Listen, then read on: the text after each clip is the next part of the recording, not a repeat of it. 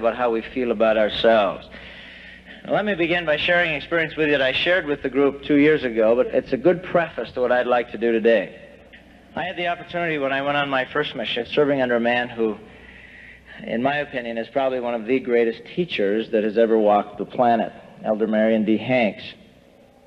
And we used to look forward with great anticipation going to see him teach and go to our zone conferences where he taught. At one particular zone conference, there was the usual number of missionaries in the mission home there in London. I think there were about 30. I think 4 of them were sisters. After the opening prayer and opening song, Elder Hanks got up and did something he had never done before. He said, "I feel impressed to do something we have never done before." He said, "I'm going to excuse all of you." He said, "You're to leave the mission home. You have 30 minutes. You can go any place you want in London. You do not have to take your companion." That got our attention fast. He said, "In that 30 minutes, you are to find a lesson of life from which you can teach something anywhere in London." Do you have any questions? Nobody, any questions? Room was empty. 30 minutes later, everybody came back. Everybody's pretty excited. Everybody had found something from which they could teach a lesson of life. Elder Hanks got up and he said, "Now, I'm not going to be able to hear from all of you, but he said, there are a couple of you I'd like to hear from." And then he pointed over to a great big elder sitting in the back of the room. Now, this elder always sat in the back of the room. And he pointed to this elder and he said, "Elder, I want to hear from you first." Now, Elder Hanks had a way of scrutinizing the front of your backbone. And this elder looked up at him and he just went white with fear. And the Elder Hanks said, "Yeah, you, elder, I want to hear from you first." So this elder started to stand. Now, I say started to stand because it took him a while. He was 6'8". And he stood up and he had the biggest hands I've ever seen. Twice the size of my hands in thickness every other way. Shaking hands with this elder was an experience in pain. He stood up and he put his hands in his pockets, and this is how he started. His head was down like this, and his hands were in his pocket. He never looked at anybody when he started, and this is what he said. He said, "You know," he said, "when I left here 30 minutes ago," he said, "I knew I'd never find anything that would interest you." He said, "I went down to the British Natural History Museum." He says, "I covered that whole museum in 29 minutes. If you've ever been in the British Natural History Museum, you can't cover that thing in 3 weeks, let alone 29 minutes. He had to run full tilt to get through that museum. 29 minutes, covered the whole thing. He said, "As I was walking out the side doors," I didn't find anything. "As I was walking out the side door, my eye caught a glass case." He said, "In this glass case was the most magnificent stuffed greyhound dog I'd ever seen." He said that dog was stuffed in a running position. He said, "You know, as I stood there looking at that dog, I had a thought." And he said, "You know what the thought was?" Remember, he's looking like this and he's not looking at us. He said, "You know what the thought was?" He said, "You know, if that greyhound ever got in a race with my Airedale back in Idaho." He was from a little town in Idaho, and he was obviously embarrassed about his grammar. He had the grammar from someone from a little town in Idaho. Now, I am not knocking little towns in Idaho. But he was a little uncomfortable about his grammar, and it was bothering him. And he said, "If that greyhound ever got in a race with my old Airedale back in Idaho, that greyhound killed my Airedale. No way my Airedale ever keep up with that greyhound." But then he said, "You know, as I stood there thinking about that race, a second thought came to me." When he said the word second thought, he stood up a little straighter. And not full straight, but he kind of came up like this, and he started to peer at us a little bit.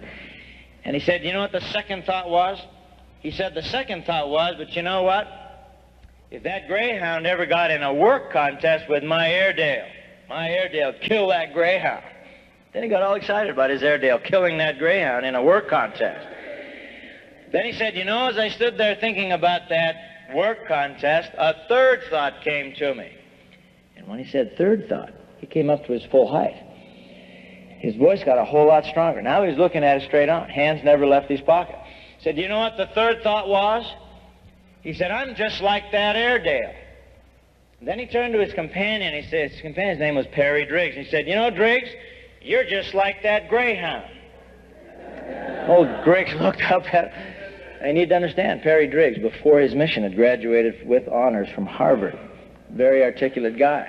He He said, yeah, Driggs, you're smarter than I am. You have a lot more education than I have. You speak better than I do. But I'll tell you what, Driggs, I'll work you to death. And then he sat down. It's the most wonderful talk I'd ever heard. In the next 90 days, he proceeded to prove his point. He'd drag Driggs out of bed 30 minutes early every day, sit him up in his bed. You talk better than I do. Teach me to talk the way you talk. So Driggs gave him grammar lessons.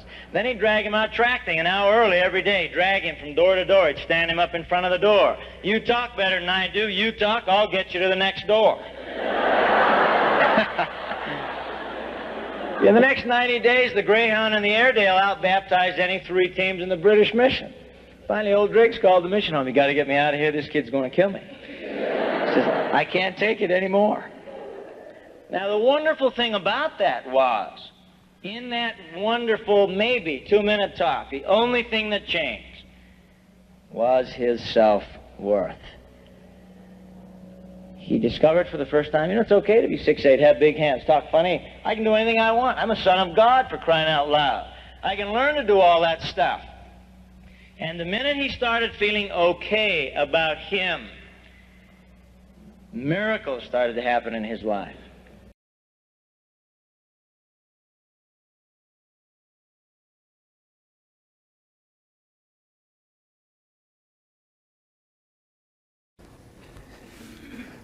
What would you do if you came here to Portland and you have no information at all about this place, and you were given a map where you rented the car, and it was a map of Seattle,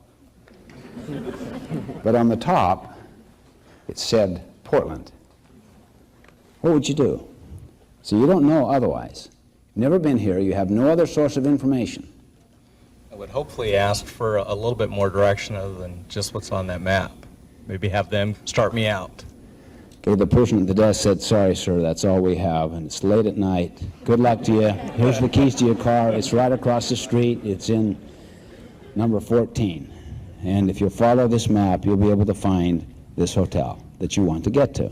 Okay, now just assume that you call your buddy here up on the phone, and he knows that you've got that map, and he says to you, what's your first name? Keith.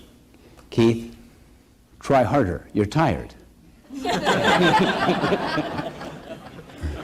So now you double your speed. What's going to happen? I'm going to get nowhere twice as fast. You call him back in a state of total despair and discouragement, and you say to him, I have never been so confused and so lost in my life, and I am following this map to the hilt. And I have doubled my speed. I'm lost twice as fast. He senses you're discouraged. You're really down. You're almost ready to give up. It's despairing. And he says to you, think positively. He gets you just jazzed right out of your gourd. I mean, he says, you can do this thing, rise to the occasion. Do it. I do it. That'll do it. Now you don't even care you're lost, right? That's right. I'm happy lost. That's what a paradigm is. You see, a paradigm is the map you have in your mind. Once you have an accurate map, then your behavior and your attitude matter. See, what we call maps are usually assumptions of the way things are.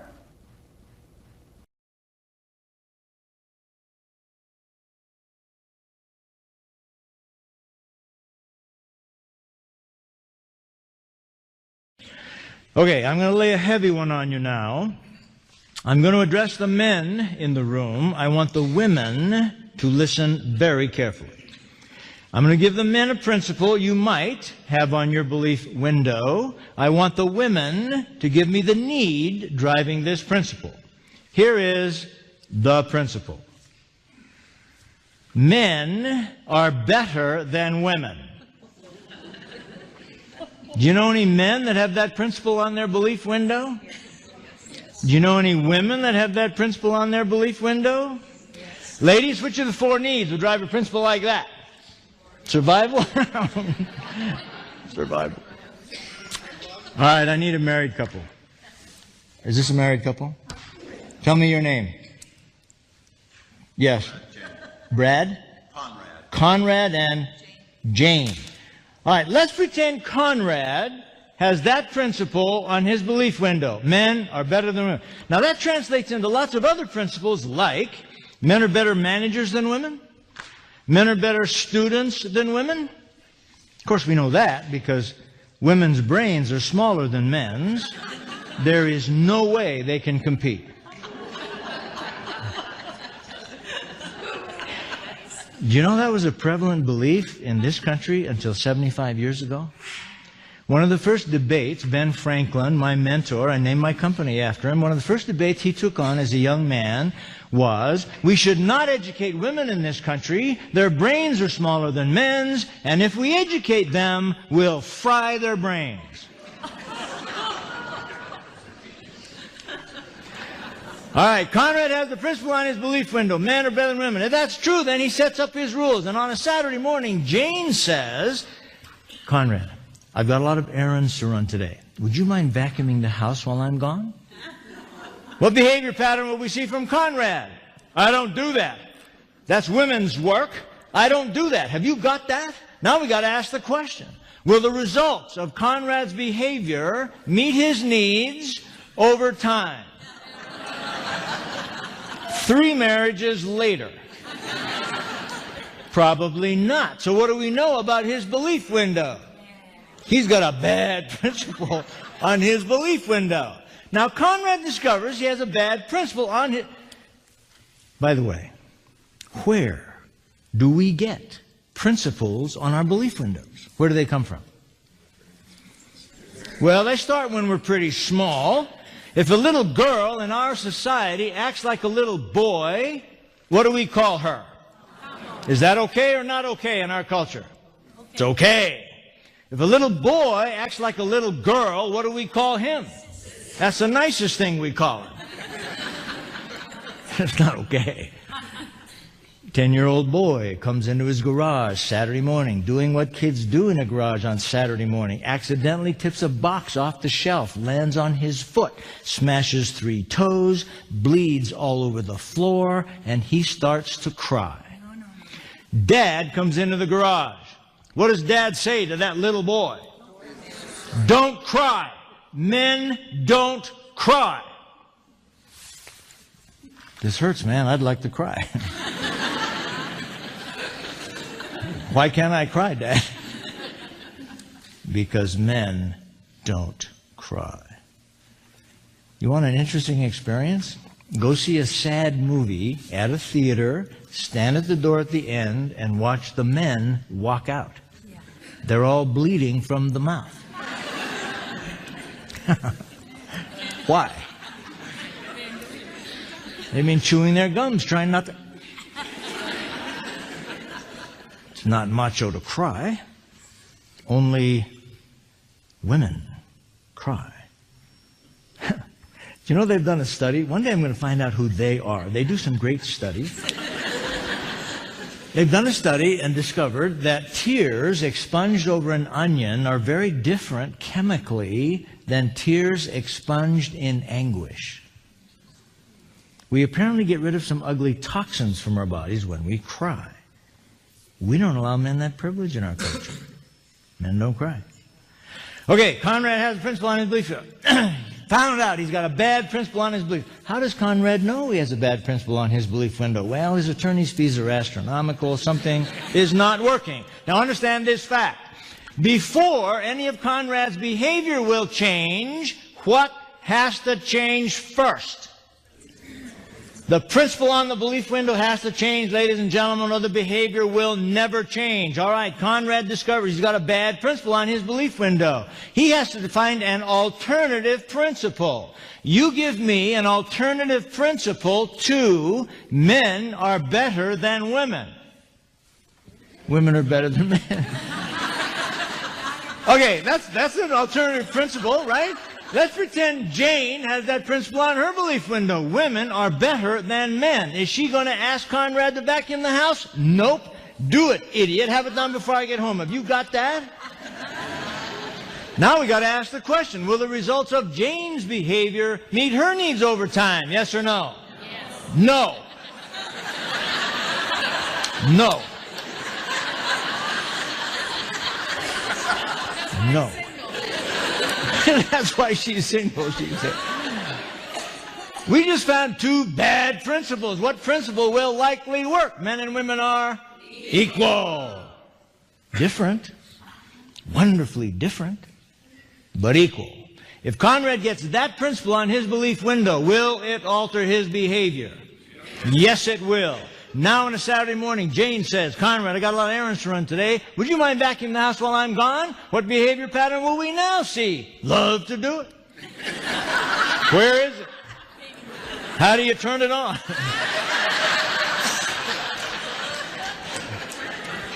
Now, we're going to have to send Conrad to vacuum cleaner school, but there's going to be a whole new set of behavior because he's functioning from a new principle on a belief window.